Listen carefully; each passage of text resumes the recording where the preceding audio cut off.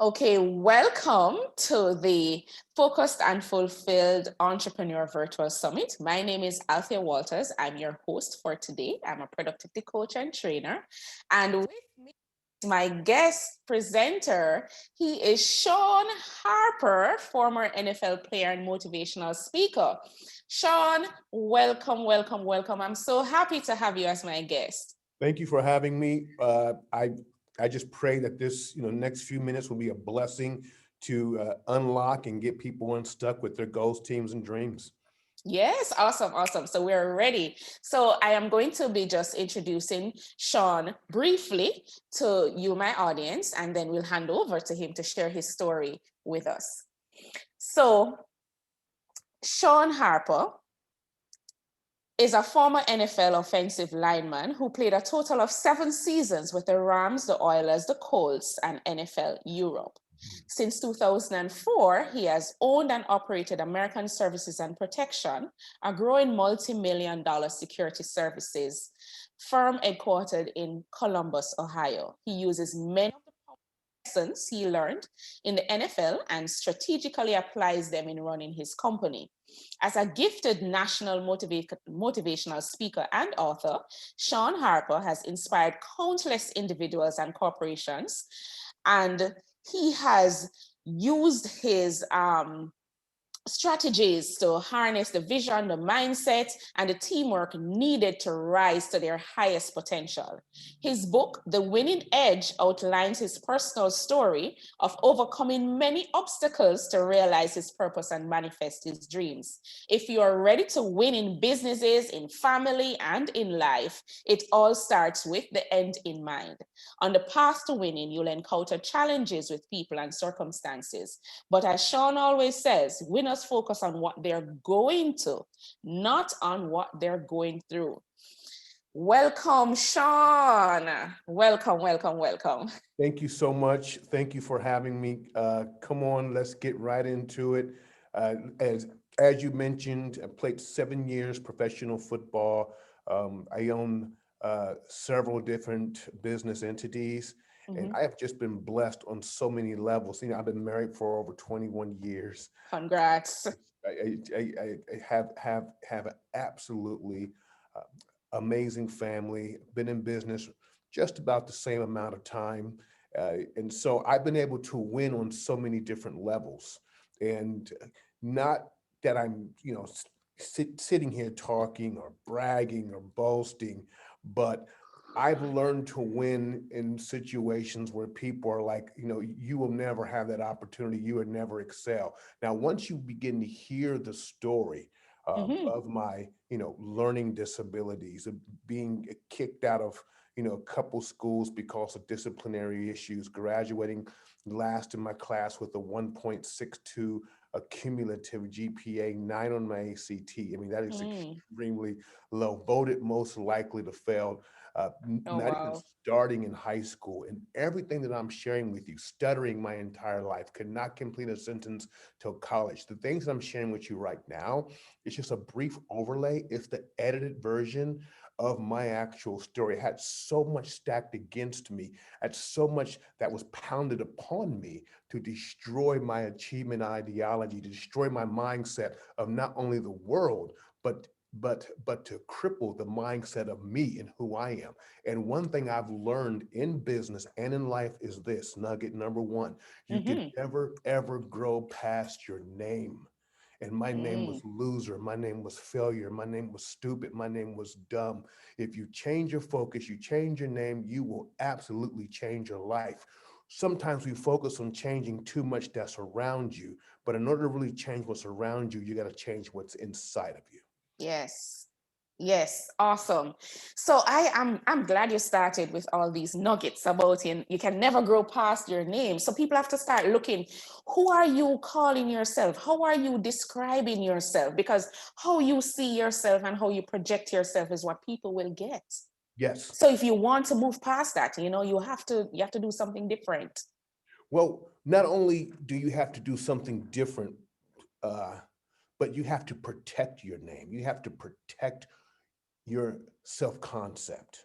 You know, Yes. all actions stem from thoughts. All thoughts come from your belief systems, but your belief systems are birthed out of what's called your self-concept. A guy named Maxwell Maltz wrote a book called Psycho-Cybernetics, and he talks about the self-concept, the essence of who you are.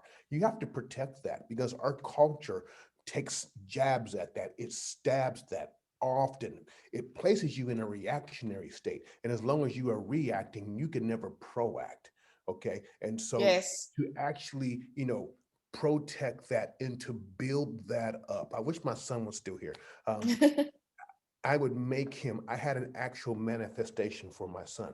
I'm like, son, Right. who are you? He's like, Dad, I'm a world changer. I'm a child of God. I'm a leader.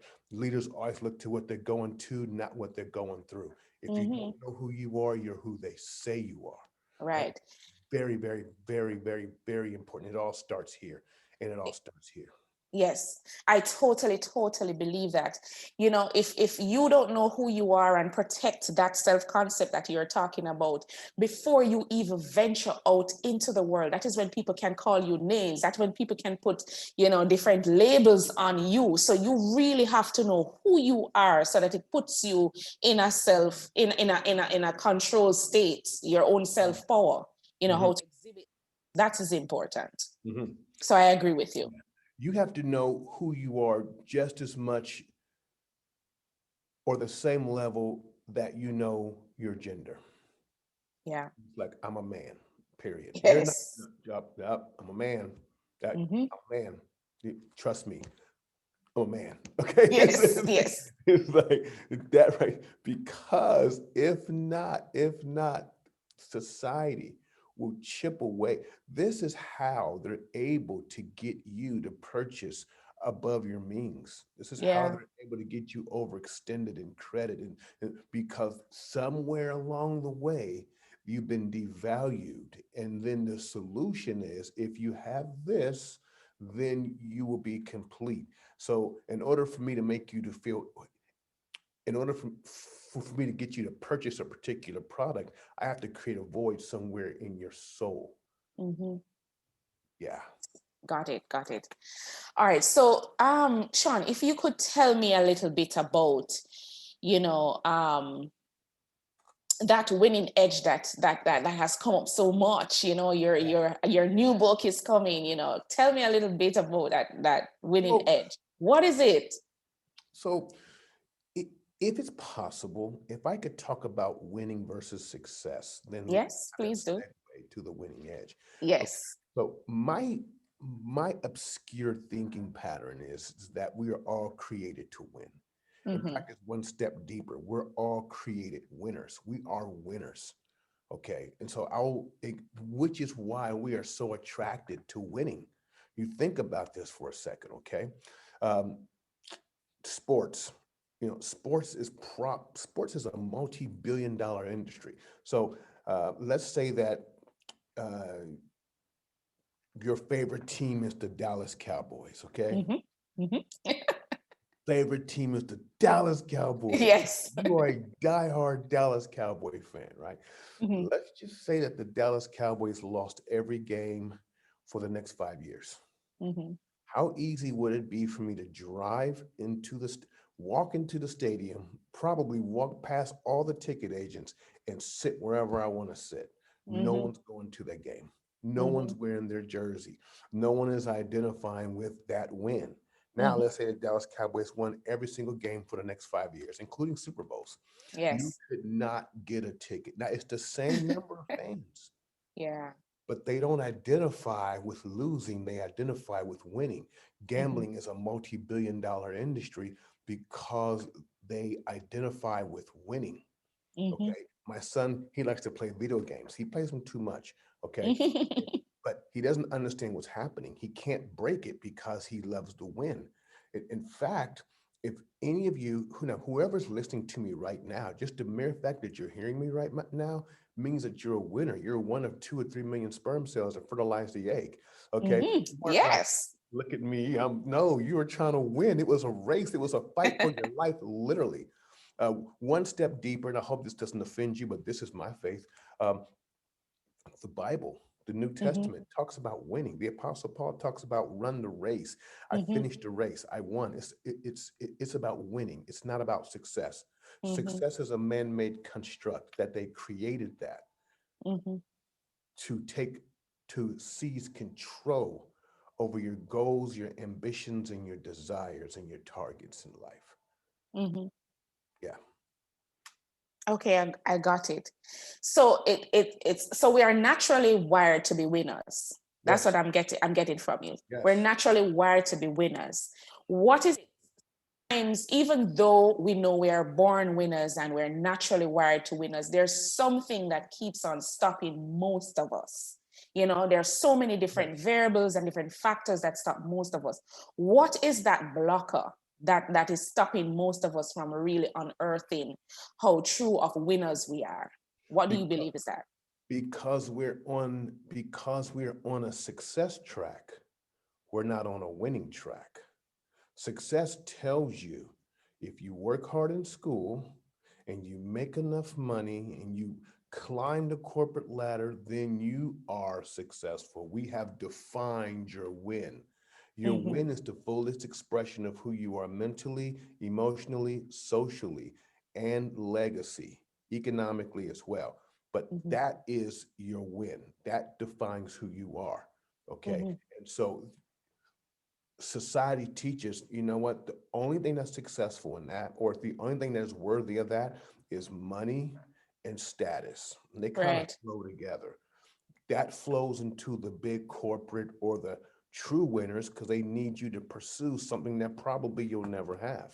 right. And so to pull the win out, first you got to step out that game, and then you have to understand that that that that there are rules and then there are laws. And so me living or switching my game to onto the spiritual laws have that has helped me to win the game. So I live my life not just on rules, which I breaks a lot, Mm-hmm. but I never break laws.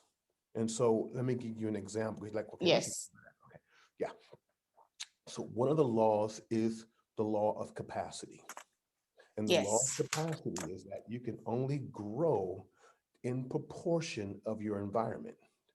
And so if you have great goals and dreams and you're maybe a CEO or a business owner, one of the first things you have to look at, well, the first thing you got to look at is clarity. But after that, agreement. But then you have to look at um, what is your current capacity to achieve that. If you Mm-hmm. want, a multi-million dollar company, but your capacity is only this big, it's not going to happen. Like if you could take an actual goldfish and you could put that goldfish in a small tank, it's going to grow this big. You take that But same goldfish and put it in the ocean, it's going to grow this big. It has a larger capacity. yes. True story of a guy named Walt Disney, Mm-hmm. and he had built and owned Disneyland, south of Anaheim, California. Mm-hmm. Disneyland was landlocked, and a lot of people don't know that he was not able to grow. And he had big dreams, no capacity. Big dreams, no capacity. So he employed a whole bunch of people, and they secretly bought $28,000, 28,000 acres in Orlando, Florida over the years. And by the time they figured it all out, it came back to one corporation. It was too late. They already owned 28,000 acres. And last I checked, he still has land for future projects, and he's been dead for over 50 years. Wow, That's yes. capacity. Yeah. Yes, yes. I got it, got it. Thank you so much for that because, even going back to the distinction of why is it that we get blocked because of we're on a success trail, and it's what society has defined for us, and it goes back to really self. Everything starts with the self. What are you defining for your future? What are you defining as your winning? And then what are the different areas that you need to step into to achieve that? You spoke about capacity? What are we, how are we expanding, our network? How are we changing our environment that is going to help us to shift in terms of how are we thinking to move into that winning circle, to move into that winning edge? So I'm grateful for what you have shared. And when I think about it, how would you describe in terms of even the characteristics of people who are winners, who see themselves as winners? What do they look like? How do they show up? What are the key characteristics that you see or you can tell us about winners? So one of the things that you mentioned in my bio Yes. intro is that a winner always focuses on what's next. We're going to the next level. We're going to, Mm-hmm. like, I, I remember Kobe Bryant, okay? Mm-hmm. His last NBA game, look it up. You can look it up. Mm-hmm. His mindset is, I'm going to make all the shots. I'm going to make all these shots. It's my last game. I'm shooting, right? So the Yes. first 5 or 6 shots he missed in a row. He was shooting and he was missing, and people are like, "What is going?" He kept missing shots, Mm-hmm. and it's like, "What is happening?" Now, had he focused on the fact that he's missing shots, No. that man, that his last game would have been horrible. But after a while, he started dropping them. Bam. It's just like shooting out mortars. It's like in the military. They're half mile away, quarter mile away. Yes. Tenth of a mile away, and now bam, they're dead on. Bam, they're dead on. So you have to fight for that. So I'm gonna go somewhere. Okay, Mm-hmm. and this hit me um, uh, when you were talking. Having having a coach, having someone like yourself to do Mm-hmm. two very important things when people are trying to achieve goals. Okay, one thing is that a coach, even a mentor, but a coach will protect the vision even from Yes. you, because when you begin to doubt yourself, the coach is like, no, I believe in you. I'm going to hold Yes. space. I'm going to hold space for you. Mm-hmm. You get yourself together, or while you adjust your self-esteem, self-concept. Mm-hmm. This is where we're going. When the coach is like, when you want to give up, the coach is like, hey, Not uh, today. let's go. I see the resistance. I see you're fighting against this. This is where we're going. I'm holding space for you.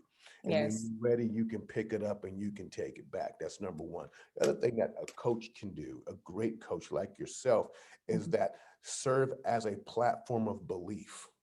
And what I mean by that is that every winner, every winner needs a cheerleader. Mm-hmm. Think about this. We are professional athletes. Mm-hmm.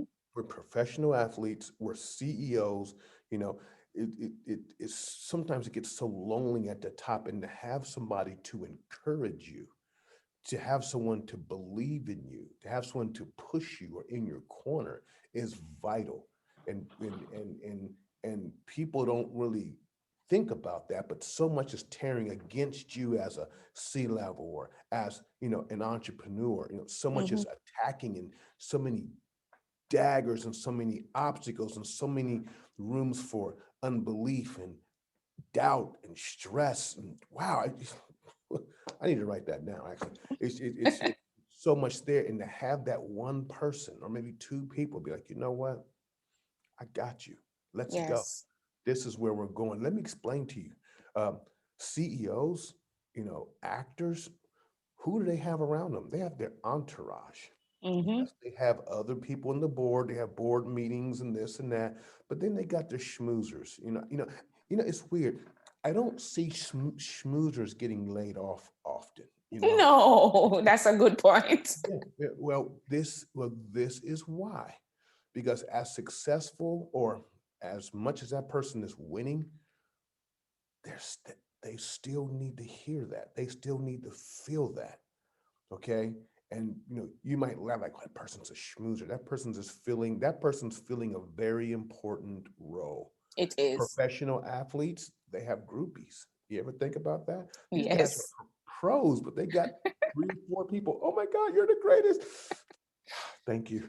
I need to feel, And just bringing it closer to home for me, for persons in the entertainment space, in terms of the reggae artists and the different persons, they entourage, they go nowhere without them. They need that boost, that confidence boost, all of that. They need it.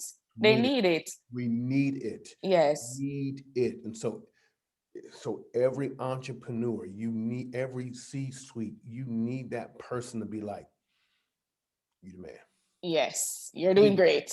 You can feed off that. Yes. Yeah. Yes. So Shawn, what you just shared with us, the winner always focused on what's next, not complaining about what opportunities they miss, what shots they miss, what didn't work, focusing on the next and putting your energy there.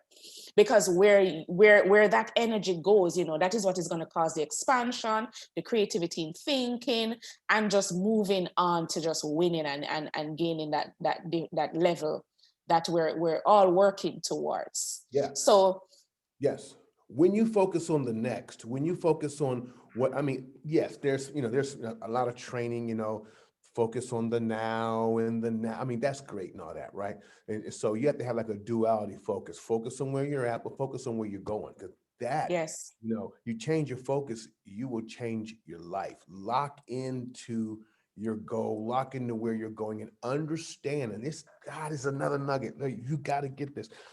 Understand that every failure is just tuition. yeah, Every failure is just tuition. Life gives you the test, then it teaches you the lesson. mm-hmm. And so every failure that you experience is your tuition towards your win. Mm-hmm. When you Mm-hmm. go back, in fact, if you don't believe me, people who are listening, I want you to go to Google and I want you to type in how many times the average millionaire has filed for bankruptcy. The average millionaire has filed for bankruptcy 3.2 times. Yes, but that didn't stop them. Exactly, because they're focused. Exactly. They're focused. Let's go. Let's win next. Let's go. Yes, they didn't. Yeah. So, very interesting scenario as well. So I want to hear from you in terms of, what is that one habit for you, as Shawn Harper? What is that one non-negotiable that really keeps you focused? If there's anything outside of focusing on the next, is there anything outside of that, or that is the Yeah. motivator for you? So this is where I have ran into trouble in the trouble over the years. Okay. Because I would always tend to rely on my own motivation because I'm a super high energy person, and it worked well for my circle. But here's the problem: Yes. if you are the smartest person, if you're the smartest person in the room, you're in the wrong room. Okay, and what has happened fairly recently is that I've joined a community of other people who are just as smart, if not smarter than me. Mm-hmm. And so having other people that could, encourage you, having different coaches and mentors and people outside of you to push you to the next level. And um, because, I was looking at some of my most productive years. You played professional football, Yeah. well, in order for you to play professional football, you had to have a coach. Correct. You had to have a mentor. Mm-hmm. You had to have a team. Mm-hmm.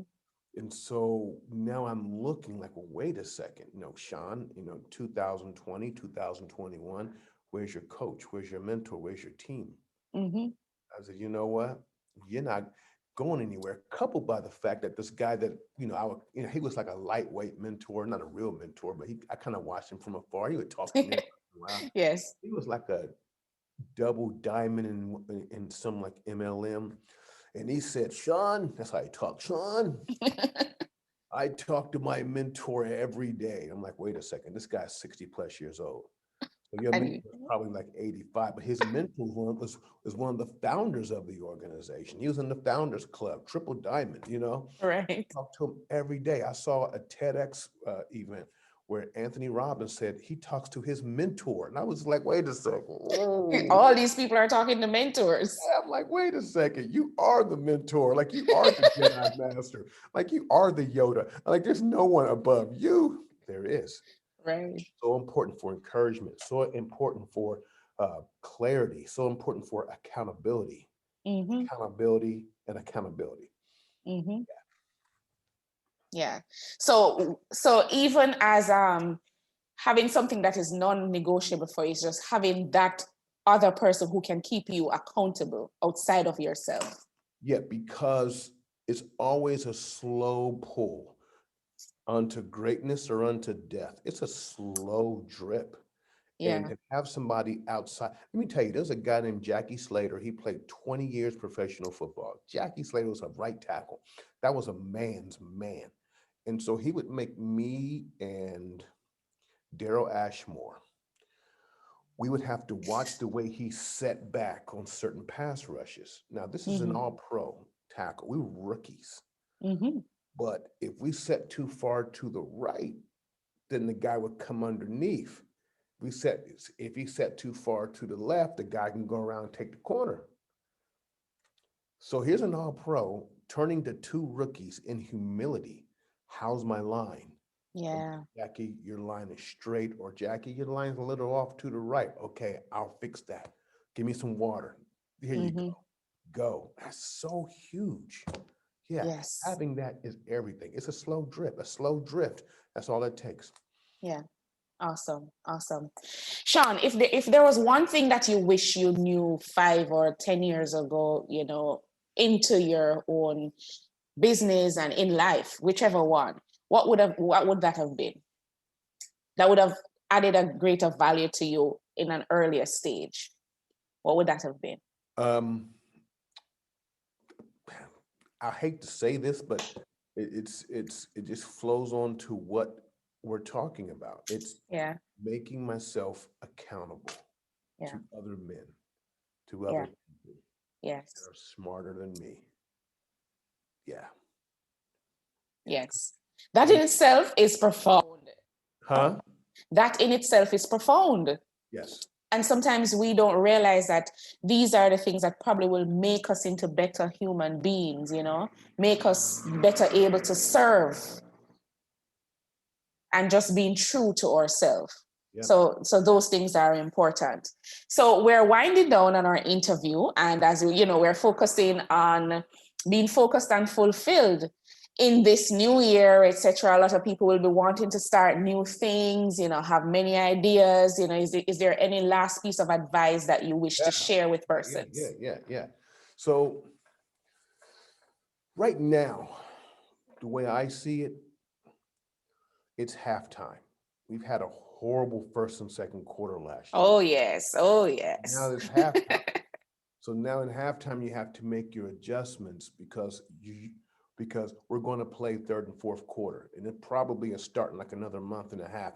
It's going to be just cranking in some direction. This is called a paradigm shift. So Yes. if you're going to prosper in a paradigm, what needs to happen is that you have to retool, you have to recalculate, you have to assess. So in the locker room, you have to reassess life. You have to reassess some things, and you have to Mm-hmm. position yourself. Let me give you a a a a, uh, a just a hypothetical or something that Sure. I'm working on. Actually, no, this is something that I've been working on. Okay, Mm-hmm. check it out. This last year has taken a toll on so many people financially. Mm-hmm. Okay, which means that business credit and personal credit is going to be shot for a lot of people. Mm-hmm. Well, that's a dilemma for banks because banks still have to lend out money. Right. So now, if I take this time now to retool, rebuild my credit, get it to where it needs to be, make Mm-hmm. it optimum, start stacking cash, living way below my means, Mm-hmm. when the opportunities come forth to where hey, there's a house for sale and the banking manager's like, normally we wouldn't take this loan, but we need to loan some money because I'm getting pressure and I ain't gonna lose my job. So I'm gonna take that shady deal, or not shady, I'm gonna take that questionable credit Right. score and I'm gonna roll with that. So now if you take the next 2 or 3 months, man, you just perfect your credit, your business, you reposture yourself, reposition. When it opens up, your prime. Yes. That's just one example. Mhm. But I think that's great. So I take it. We're in halftime. That was a lovely ending to our conversation. We're in halftime, and Yeah. we're positioning ourselves for the third and fourth quarter. And I think that's absolutely the best advice that could have been given right in this moment. Yeah. Being ready for that paradigm shift, being ready to retool, to reassess, to look back at our strategies, to look back at how we're financing ourselves or financing our business, just to be ready to take on the opportunities that are coming, because they are coming.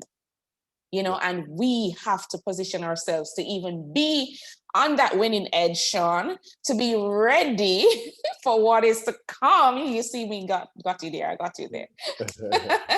I love that. But thank you so much, Shawn Harper, for being my guest on the Focused and Fulfilled Entrepreneur Virtual Summit. It was an absolute pleasure. I enjoyed the discussion. We also share that you have a free gift to share with the audience. Tell me Yeah. a little bit about that. So, we talked a lot about the book, right? Yes. So if you go to, in fact, I'm gonna give you the free version, like the entire book. If you go, Oh. if you go to shawnharper.co, Mm-hmm. shawnharper.co, you will get the entire book for free. Just put your information in there, download it, it's yours. Oh wow, that is I'm pleased about that. I'm very pleased about that, and I know my audience will be very happy about that too. I'm thanking you very much on behalf of myself, on behalf of my audience, for being so generous with your work. Being so generous with your knowledge to Yeah. share with us today. It has been an absolute pleasure, Shawn. Thank you so much, and all the best for the new year. Thank you so much. Be blessed. Take care. All right, thank you. Okay.